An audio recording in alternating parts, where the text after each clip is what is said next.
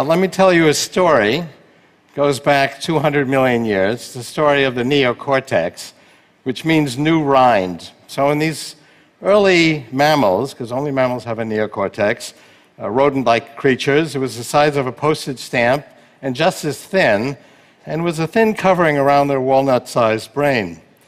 But it was capable of a new type of thinking. Rather than the fixed behaviors that non-mammalian animals have, it could invent new behaviors. So a mouse is escaping a predator, its path is blocked, it'll try to invent a new solution. That may work, it may not, but if it does, it'll remember that and have a new behavior, and that could actually spread virally through the rest of the community. Another mouse watching this could say, hey, that was pretty clever going around that rock, and it could adopt a new behavior as well. Non-mammalian animals couldn't do any of those things. They had fixed behaviors. Now, they could learn a new behavior, but not in the course of one lifetime. In the course of maybe 1,000 lifetimes, it could evolve a new fixed behavior. That was perfectly okay 200 million years ago. The environment changed very slowly. It could take 10,000 years for there to be a significant environmental change. And during that period of time, it would evolve a new behavior. That went along fine, but then something happened. 65 million years ago, there was a sudden violent change to the environment. We call it the Cretaceous extinction event. That's when the dinosaurs went extinct. That's when 75% of the animal and plant species went extinct. And that's when mammals overtook their ecological niche. And to anthropomorphize, biological evolution said, this neocortex is pretty good stuff, and it began to grow it. And mammals got bigger, their brains got bigger at an even faster pace, and the neocortex got bigger even faster than that, and developed these distinctive ridges and folds, basically to increase its surface area. If you took the human neocortex and stretched it out, it's about the size of a table napkin, and it's still a thin structure. It's about the thickness of a table napkin. But it has so many convolutions and ridges, it's now 80% of our brain. And that's where we do our thinking.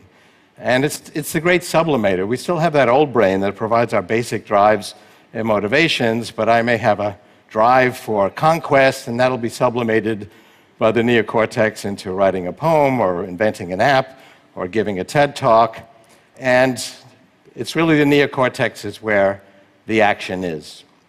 50 years ago, I wrote a paper describing how I thought the brain worked, and I described it as a series of modules. Each module could do things with a pattern. It could learn a pattern, it could remember a pattern, it could implement a pattern. And these modules were organized in hierarchies, and we created that hierarchy with our own thinking. And there was actually very little to go on 50 years ago. Led me to meet President Johnson.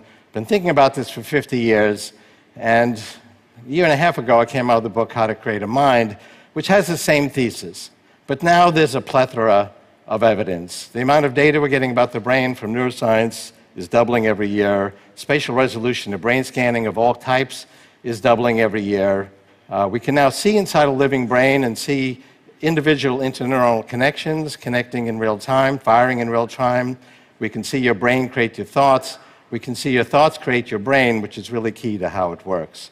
So let me describe briefly how it works. I've actually counted these modules. We have about 300 million of them, and we create them in these hierarchies. So I'll give you a simple example. I've got a bunch of modules that can recognize the crossbar to a capital A, and that's all they care about. Beautiful song could play, pretty girl could walk by, they don't care, but they see a crossbar to a capital A, they get very excited, and they say crossbar, and they put out a high probability on their output axon. That goes to the next level, and these layers are organized in conceptual levels. Each is more abstract than the next one. So the next one might say capital A. That goes up to a higher level that might say apple. Information flows down also. If the Apple recognizer has seen APPL, it'll think to itself, I think an E is probably likely, and it'll send a signal down to all the E recognizers saying, be on the outlook for an E, I think one might be coming. The E recognizers will lower their threshold, and they see some sloppy thing, could be an E, ordinarily wouldn't think so, but we're expecting an E, it's good enough, and yeah, I've seen an E, and then Apple says, yeah, I've seen Apple. Go up another 5 levels, you're now at a pretty high level of this hierarchy. We'll stretch down into the different senses, And you may have a module that sees a certain fabric, hears a certain voice quality, smells a certain perfume, and will say, my wife has entered the room. Go up another 10 levels, and now you're at a very high level. You're probably in the frontal cortex, and you'll have modules that say, that was ironic, that's funny, she's pretty.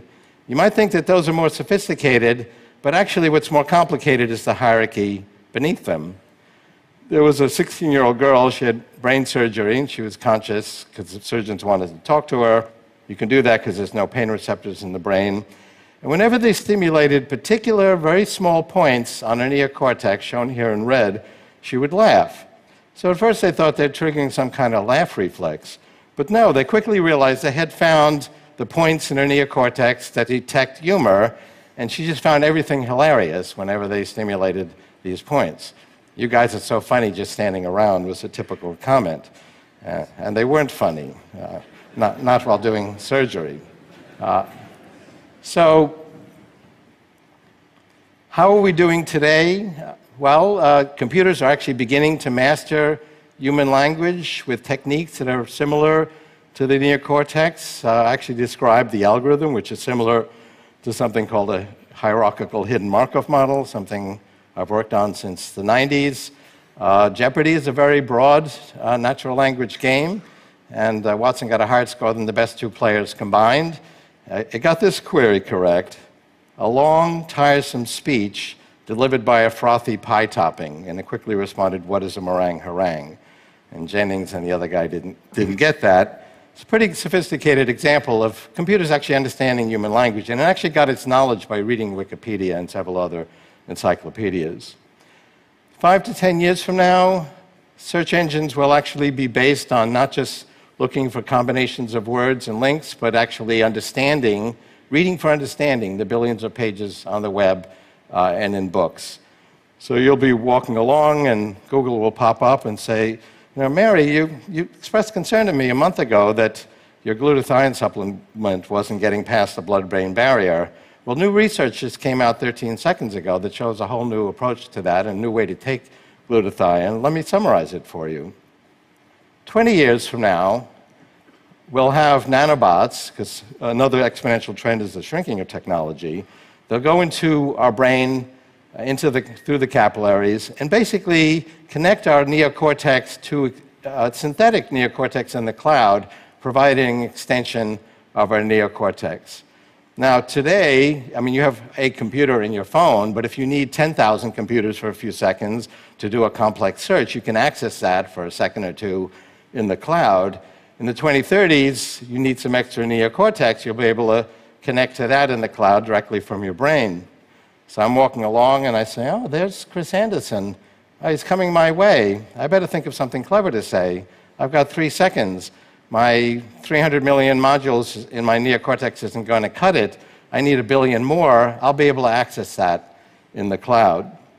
And our thinking then will be a hybrid of biological and non-biological thinking. But the non-biological portion is subject to my law of accelerating returns. It will grow exponentially.